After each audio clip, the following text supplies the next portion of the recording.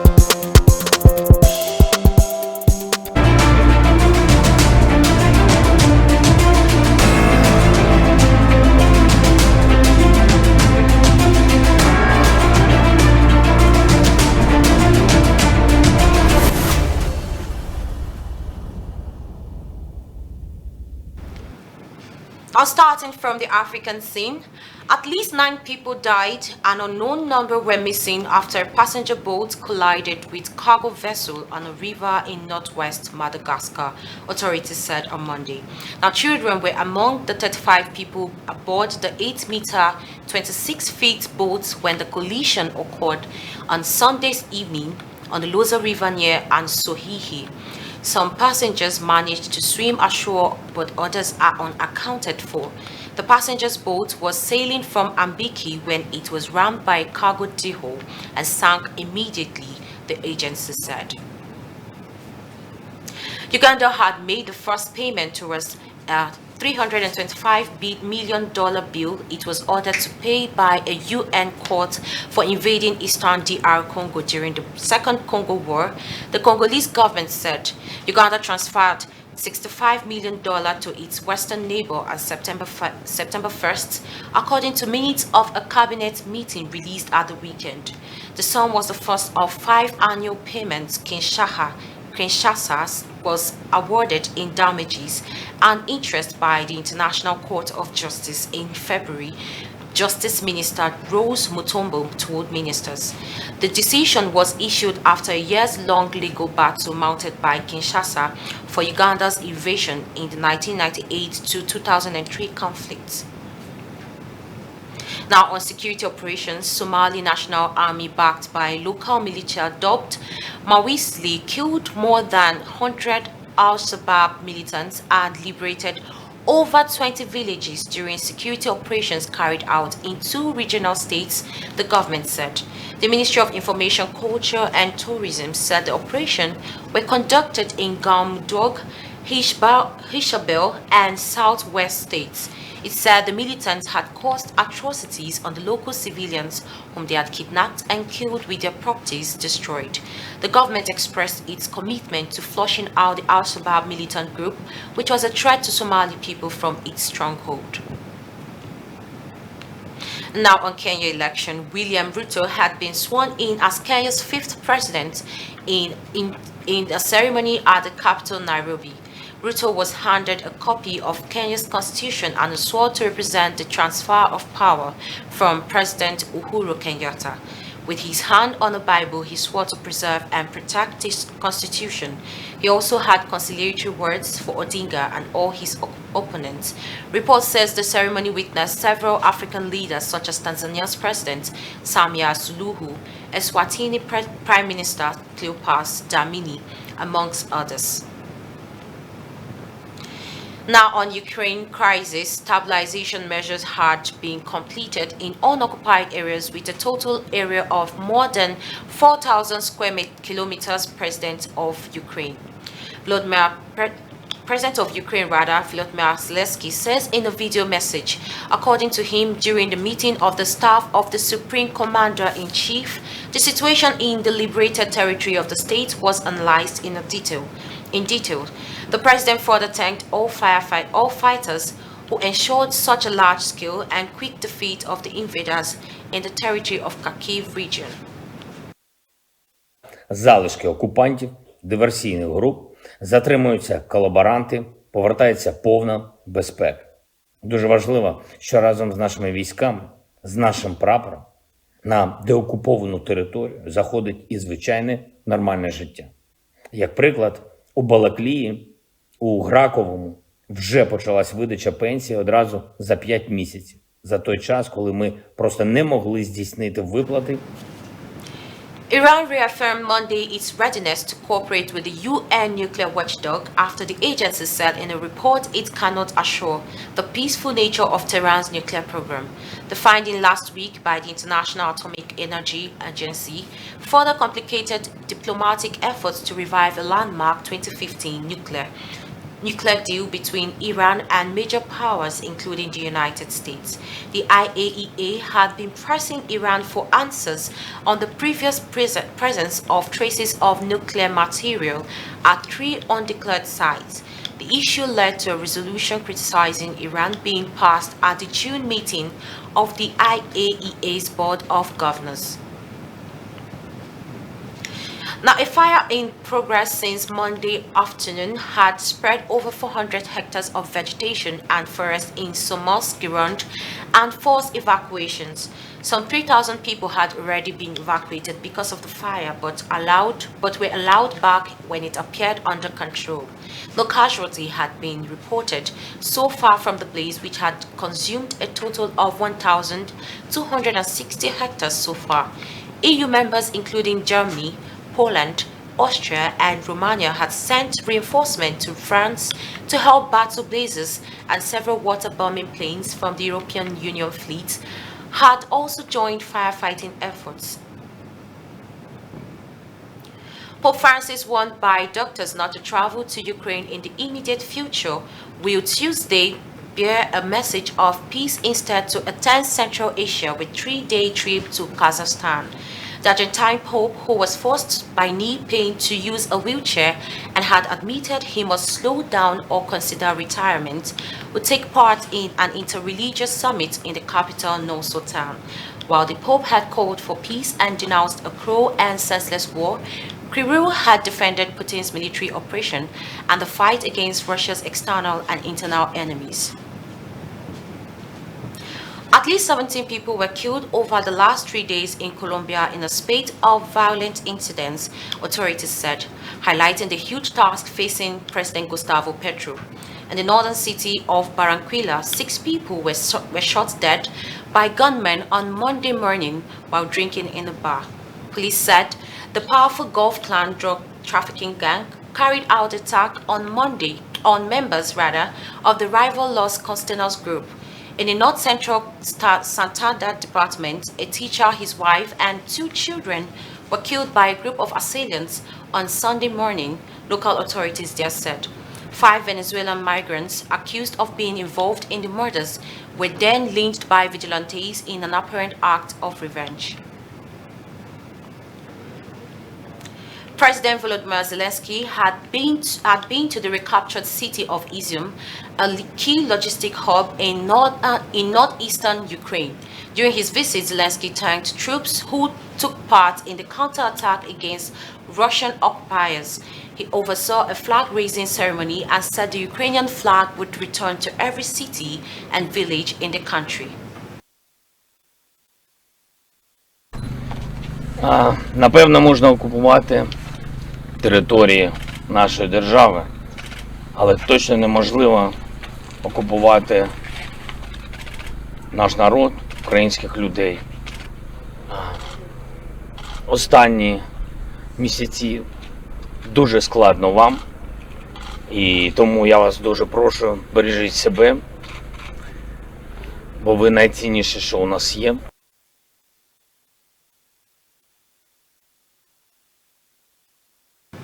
Now, Ukrainian officials said they were targeting towns in the eastern Donbas region after making a series of gains in a rapid counter-offensive. In recent days, Ukraine's army had reclaimed swathes of occupied territory, forcing Russian troops to retreat. Americans will have to pay for COVID-19 vaccines and treatments as soon as January 2023 as U.S. Congress has nearly run out of funds, the Washington Post has reported. We will be going on a break, and when we come back, we will take you through other world stories.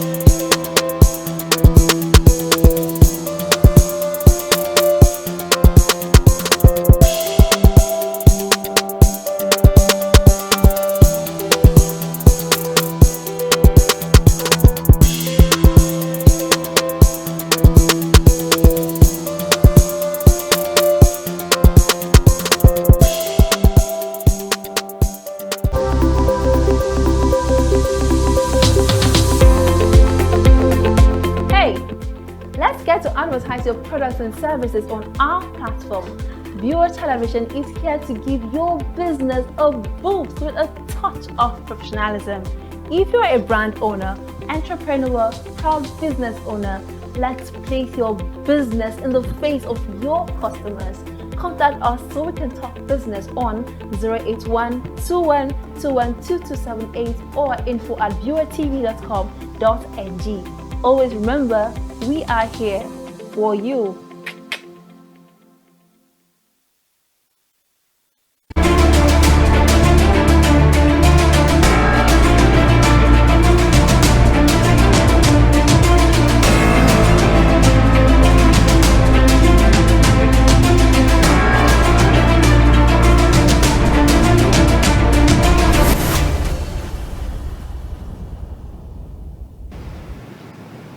Welcome back to World Stories on Viewer Television, where we'll bring you a summary of top stories around the globe through the week. And moving on, United Nations Secretary General Antonio Guterres had called for solidarity and cooperation to address a world in peril. Guterres made the appeal at the opening of the 77th session of the United Nations General Assembly, UNGA. Next week, dozens of heads of state and government from around the world will take turns speaking at the UNGA in New York. Russian Foreign Minister Sergei Lavrov had been granted a visa to travel to the annual gathering with half the delegation Moscow requested, a Russian diplomatic source revealed. Americans will have to pay for COVID-19 vaccines and treatments as soon as January 2023 as U.S. Congress has nearly run out of funds, the Washington Post has reported. Earlier this month, the Department of Health and Human Services announced that commercial sales of COVID-19 vaccines previously distributed by US government and offered at no cost. This would begin in early 2023, leaving Americans to obtain vaccines through insurers or pay by themselves, the report has said. Once federal purchases end, the roughly 8% of the US population that has no health insurance would be worst hit. The report said that even those with health insurance had to fund some of the cost out of pocket, which was a problem as the cost of living is soaring in the United States. King Charles III led a procession of the coffin of his mother, Queen Elizabeth II, through London on Wednesday before hundreds of thousands of people paid their final respects.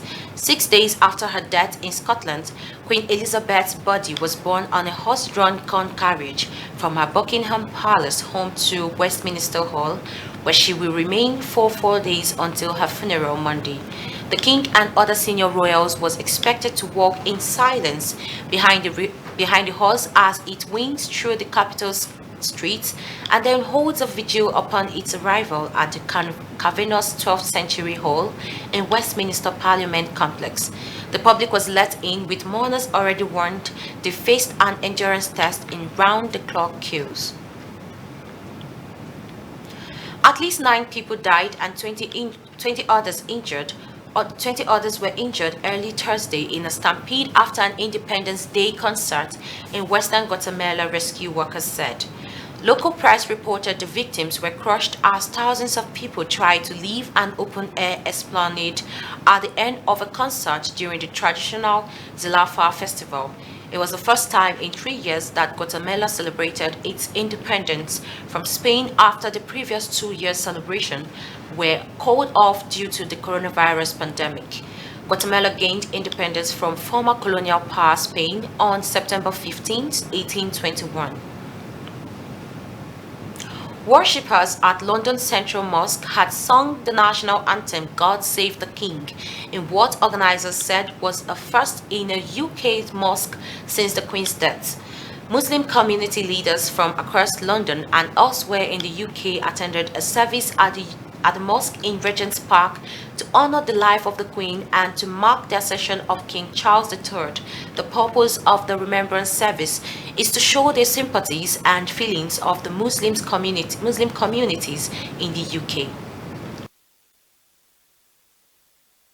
And everybody loved her, no matter what race or religion you came from. She had dignity, she honored, she respected everybody's religion, and she was very understanding and loving. My parents immigrated here when I've been safe under the safety of our Queen. We were able to practice our faith in this country, and I cannot even imagine what it would have been like if the Queen did not continue with her service to provide safety, security, and freedom of religion, freedom of speech for us. Leader of a country can make a huge difference if they are able to bring out the true Prophet, because he has constantly brought out teachings of Islam and has praised the teaching of Islam. I think they will make a big difference, and I think some of the prejudices that people carry with them about Islam. The president-elect of Angola, João Lourenço, took the oath of office Thursday for a second term as the nation's president at a ceremony held in Luanda, the capital of Angola. While Lourenço of the ruling People's Movement for the Liberation of Angola took the oath of office in the presence of at least 12 heads of states and dozens of other representatives. The defense and security forces had a considerable presence in the main streets and avenues of Luanda during the inauguration day. The MPLA was declared on August 29th the winner of the 2022 general elections held on August 24th by gaining 51.17% of the votes cast, while the nation's largest opposition party, the National Union for the Total Independence of Angola, gained 43.95% of the total vote cast, according to the National Electoral Commission. The remaining parties, such as PRS, FNLA, and the PHA, elected 2 deputies, each in the National Assembly. The elected deputies will be sworn in on Friday. On the afternoon of September 15 local time, President Xi Jinping met with Belarusian President Alexander Lukashenko at Formula Majumasi complex in Samarkand. The two presidents decided to upgrade the bilateral relationship to an all-weather comprehensive strategic partnership. President Xi underscored that since China and Belarus established diplomatic relations 30 years ago, the relations between two countries had been continuously strengthened and upgraded with solid progress in all-round cooperation. The upgrading of China-Belarus relations to an all-weather comprehensive strategic partnership is a historic leap in bilateral relations. China is ready to work with Belarus to increase mutual political support, unleash the potential of cooperation in various fields, promote greater progress in China-Belarus relations, and deliver more benefits to the two people. King Charles III had arrived in Wales for his first official visit as monarch on the final part of his UK tour. Charles and the Queen Consort were attending a prayer and reflection service for the Queen at the city's Llandaff Cathedral. As part of the royal couple final visit to the UK's Four Nations, they then attend an event at the Senedd in Cardiff's Bay. King Charles arrived in Cardiff through helicopter from his Gloucestershire home of Highgrove following a day of rest after a week of duties since the death of the Queen, who died aged 96 last week. He and the Queen Consort were greeted by a gun salute at Cardiff Castle as they set foot onto Welsh soil. Liz Truss was to meet U.S. President Joe Biden for the first time since she became Prime Minister on Sunday. President Biden was coming to London for the Queen's state funeral on Monday and was expected to attend a reception for world leaders hosted by King Charles III at Buckingham Palace on Sunday evening. But ahead of that event, the U.S. President met Truss for talks in Downing Street. Although an outline of the agenda for the meeting was not disclosed, officials said the discussions were likely to be dominated by the Queen's passing, with world leaders coming to the UK to pay their respects to the late monarch. Prime Minister Narendra Modi on Friday attended the annual summit of the Shanghai Cooperation Organization along with Russian President Vladimir Putin, Chinese President Xi Jinping, and leaders of the other member states of the influential grouping. It is for the first time that Xi and Modi came face-to-face since the border standoff between India and China escalated following the deadly clash in Gawan Valley in June 2020.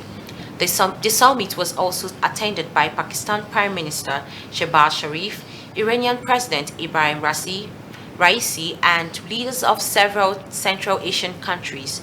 Ahead of the deliberations at the restricted format of the summit, leaders of the permanent members of the grouping posed for a group photo.